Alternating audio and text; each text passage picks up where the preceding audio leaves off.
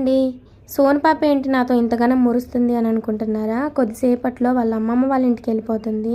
Summer వచ్చేసింది కదండి, ఇంక అందులో ఒకటి నాకు ఎగ్జామ్స్ ఉన్నాయి.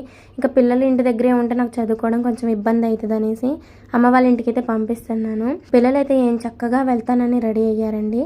అమ్మ వచ్చిద్దని అనుకున్నా తీసుకెళ్ళడానికి, కానీ నాన్న వచ్చారు. ఎందుకంటే ఎండలకి తట్టుకోలేక నాన్న అయితే పంపించారనమాట. పిల్లలైతే ఎక్కలేనంత ఆనందం వీళ్ళ మొహంలోనే ఉంది.